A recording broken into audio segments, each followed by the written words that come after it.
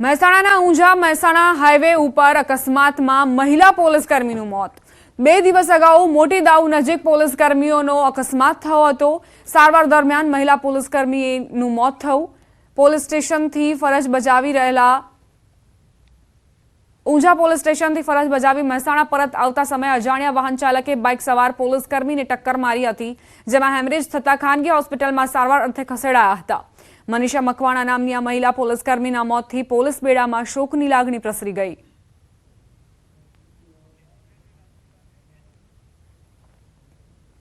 સમાચાર અમરેલીથી, જ્યાં લગ્નમાં રાસ રમતા યુવકનું હાર્ટ એટેકથી મોત થયું।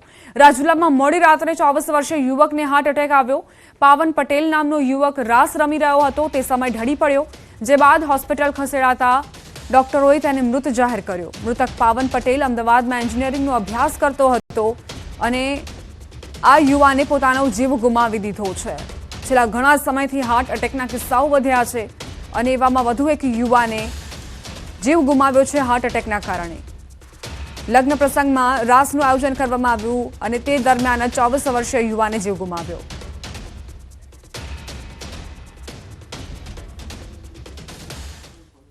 અમદાવાદ શહેરમાં વધુ એક વખત કાયદો અને વ્યવસ્થા સામે સવાલ ઉઠ્યા। જાહેરમાં લાઠી દંડા લઈને અસામાજિક તત્વોનો આતંક।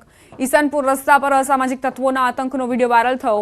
બે જૂથ વચ્ચે થયેલા ઘર્ષણ, પોલીસને ચકમો આપી તોફાની તત્વો ભાગ્યા।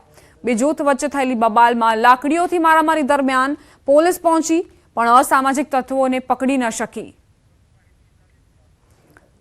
સંવાદદાતા નવીન ઝા જોડાઈ ગયા છે વધુ જાણકારી સાથે। જી નવીન। દીપા, જે રીતે આ વિઝ્યુઅલ આપ જોઈ શકો છો કે કઈ રીતે અમદાવાદની અંદર આ પહેલી વાર આ પ્રકારનો વિડીયો સામે નથી આવ્યો। આ પ્રકારના વિડીયો અવારનવાર સામે આવી ચૂક્યા છે, જેની અંદર સામે બબાલ અથવા તો અસામાજિક તત્વો દ્વારા જે રીતે આ ઘટનાને અંજામ આપવામાં આવી રહ્યા હોય, આ વિઝ્યુઅલ જે છે તે દેખાઈ આવે છે કે કઈ રીતે લોકોને કાયદાનો બીક નથી, કાયદાનો કોઈ ડર જ નથી, જેના કારણે બિંદાસપણે આ પ્રકારની ઘટનાઓને અંજામ આપતા હોય છે। ત્યારે પોલીસ જે છે માત્ર કાર્યવાહી કરવાની વાત તો કરતી હોય છે, પરંતુ આનો કોઈ ચોક્કસ નિકાલ નથી આવી રહ્યો એ વાત પણ સ્પષ્ટ છે। છેલ્લા ઘણા સમયથી અમદાવાદની અંદર આ પ્રકારના દ્રશ્યો સામે આવી રહ્યા છે અને તે ખરેખર ખૂબ જ ગંભીર છે, કારણ કે અમદાવાદ શહેરમાં જે રીતે આ પ્રકારની ઘટનાઓ વધી રહી છે તે સમાજ માટે પણ, લોકો માટે પણ ચિંતાનો વિષય બની ગયો છે। દીપા જી, આભાર નવીન જાણકારી આપવા માટે।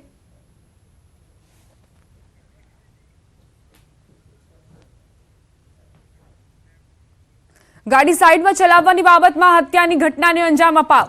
સુરતના રત્નમાલા સર્કલ નજીકનો બનાવ। પિકઅપ વાન ચાલકે યુવક પર ગાડી ચડાવી દીધી। મયુર મેર નામના ચાલકની પોલીસે ધરપકડ કરી છે। વાહન સાઈડમાં કરવા બાબતે બબાલ થઈ, ત્યારબાદ પિકઅપ વાન ચડાવી દેવામાં આવી। પિકઅપ ચાલકે બેફામ રફતારમાં યુવકને અડફેટે લીધો અને મૃતકને 150 મીટર બોનેટ પર ઢસડ્યા બાદ ગાડી ચડાવી દીધી હતી, જેમાં યુવકનું ઘટના સ્થળે જ મોત થયું। આ બનાવમાં સુરત ક્રાઇમ બ્રાન્ચે આરોપી મયુર મેરની ધરપકડ કરી છે।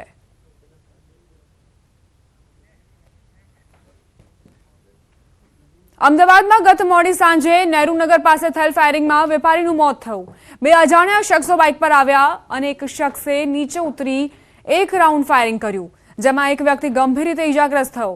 તેમને સારવાર માટે હોસ્પિટલ ખસેડાયા, જ્યાં તેમનું સારવાર દરમિયાન મોત થયું। ફાયરિંગની ઘટનાના સીસીટીવી ફૂટેજ સામે આવ્યા છે, જ્યારે બીજી તરફ હત્યારા પકડાય નહીં ત્યાં સુધી મૃતદેહ સ્વીકારવાનો પરિવારે ઇનકાર કર્યો। 1 માસ અગાઉ 14 ઓક્ટોબરના રોજ પણ બદાજી મોદી પર હુમલો થયો હતો, જેના પણ સીસીટીવી સામે આવ્યા। ત્યારે પરિવારજનોએ પોલીસ પર આરોપ કર્યા છે। પોલીસની ઢીલી નીતિના કારણે પરિવારમાં પિતાનું મોત થયું હોવાનો આરોપ મૂક્યો। અગાઉ 14મી તારીખે પણ અંગત અદાવતમાં પિતા પર છરી વડે હુમલો કરાયો હતો। એ સમયે પોલીસ કેસ થયો હોવા છતાં પોલીસ દ્વારા ધ્યાન ન અપાયું, જેના કારણે જ ફરી એક વખત ફાયરિંગની ઘટના બની અને તેઓ મોતને ભેટ્યા।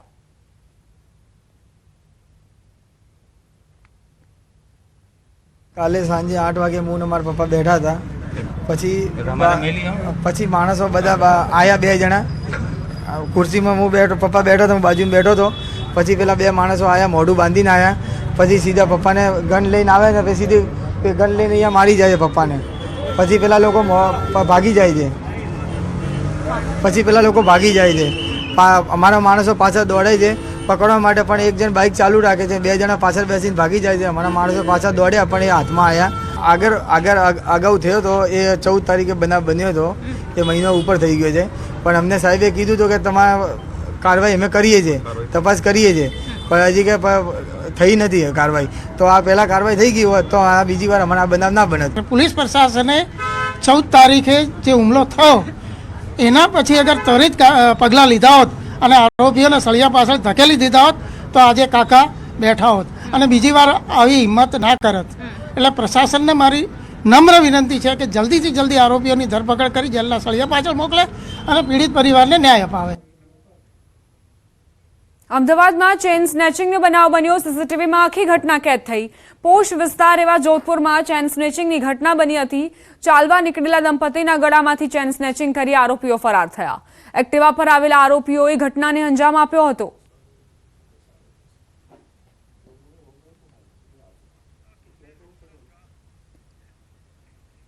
હિન્દી ફિલ્મ શોલે જેવા દ્રશ્યો વડોદરાના ડભોઈમાં જોવા મળ્યા, જ્યાં એક વ્યક્તિ ટાવર પર ચડી ગયો. જોકે આ યુવકની હરકત પાછળનું કારણ અલગ છે. મોબાઈલના હપ્તા બાઉન્સ થતા યુવકે તાઇફો કર્યો અને ઝારોલાવાડી પાસે આવેલા મોબાઈલ ટાવર પર ચડી ગયો. મોબાઈલના હપ્તા બાઉન્સ થતા રિકવરી એજન્ટ ઘરે આવી ગયા હતા. પછી તો શું, યુવક તાઇફો કરવા મોબાઈલના ટાવર પર ચડી ગયો. યુવકની આ હરકતથી આસપાસના લોકો પણ એકઠા થઈ ગયા અને કલાકો સુધી યુવક ટાવર પર જ રહ્યો. જોકે સ્થાનિકોએ મહા મહેનતે સમજાવ્યા બાદ યુવકને નીચે ઉતાર્યો અને તેને ઘરે લઈ જવાયો હતો.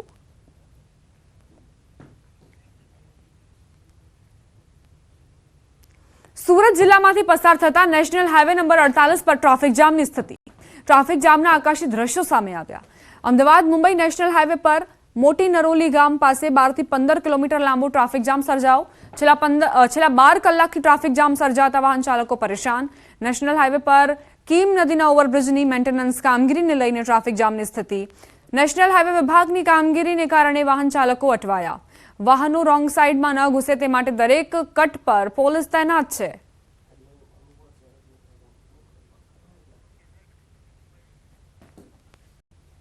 મુખ્યમંત્રી ભૂપેન્દ્ર પટેલે મહારાષ્ટ્રના ચૂંટણી પ્રચારમાં સભા ગજવી અને મહાયુતિના ઉમેદવારોને વિજય બનાવવા અપીલ કરી.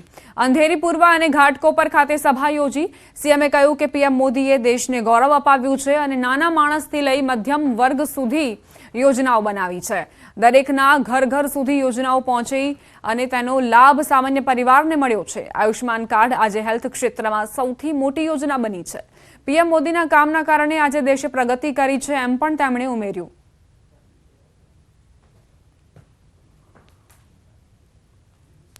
એક 20મી તારીખે મહાયુતિના જેટલા ઉમેદવાર છે એ બધાને બહુમતીથી જીતાડીએ.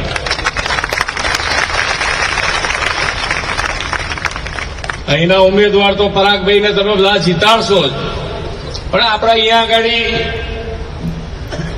મુંબઈમાં રહેતા હોય, બીજાને અરસપરસ ઓળખતા હોય, એ બધાને કહેવું પડે 10 વર્ષમાં માન્ય વડાપ્રધાન શ્રીએ